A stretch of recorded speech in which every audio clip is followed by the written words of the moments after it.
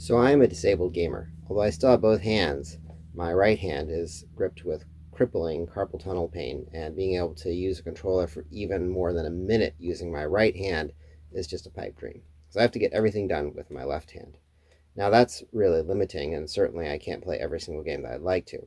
But I have found a controller. It gives me a lot of options for being able to get things done using just my left hand. And that's the topic of this video.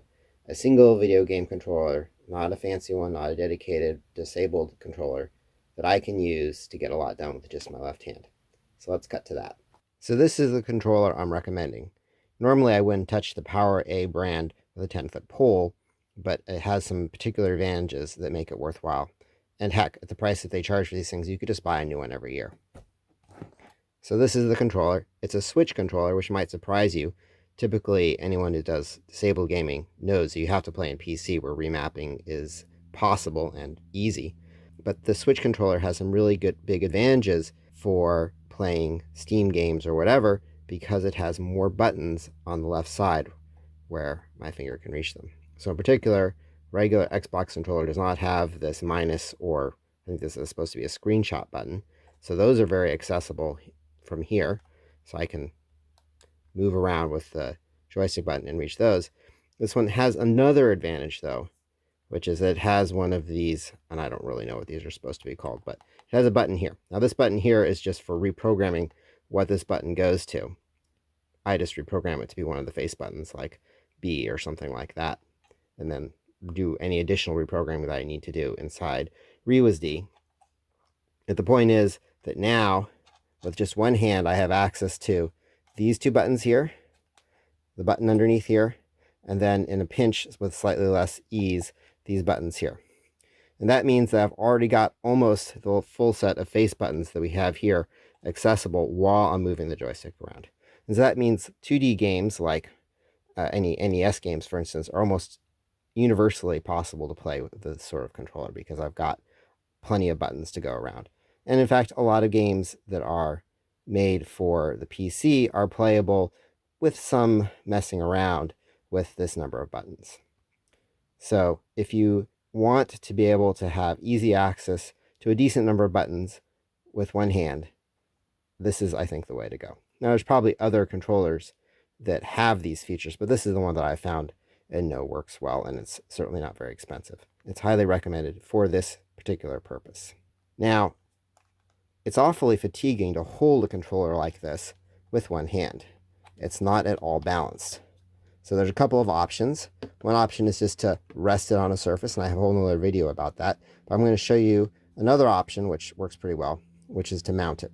And if any of you do any sort of action video stuff, you might recognize this as a GoPro mount. And that's exactly what it is. I've just taped it on here with some super fancy double-sided tape, and this slips into a GoPro mount, and then I can use any sort of GoPro hardware to hold this thing in place. And that means that the end result is that I have a controller that's perfectly balanced. It just floats in midair, and then I can grab it with my hand and do whatever. So that is a great solution for gaming, and it's also great because it allows you to take your hand off of the traditional position and control things this way, which allows you to do, for instance, moving with this hand and changing camera angle with this hand in first-person games. So on the whole, I think this is a pretty effective solution, and while it would be great if you could get maybe 3 or 4 more buttons over here that you could easily get to, given that this is just a generic off-the-shelf device that you can easily buy for $15, it's a great place to start if you are disabled, especially if you're disabled and you can only use your left hand. So this is the mounting solution. I've got a exercise chair here with arm rests or arm grabs. I don't know what you call those things. And I've used that to wrap a strap-based GoPro attachment. So this, I think, is meant for holding a GoPro on your arm or something like that. And then that just goes to a joint here, and so that gives us the ability to rotate the joystick to any position we want in this direction. And then because it's on this circular pipe, you can rotate it this way like that. So that allows for pretty good ergonomics, and the joystick will more or less stay where you want it to be once you stop repositioning it. I think this is better than the slope-based approach that I suggested in one of my other videos, where you have the gamepad resting on a table that's angled up towards you, kind of like a drafter's table or something like that. That works well too. But if you have a place to mount things like this, I think this gives you a little bit of an ergonomic edge. So that's my video. I hope my other fellow disabled gamers can benefit from my experiments. And as always, I'm really curious to hear about other people's solutions. Maybe together we can come up with even better ways to make our games accessible without requiring the creators to actually cater to our needs. Thank you and goodbye.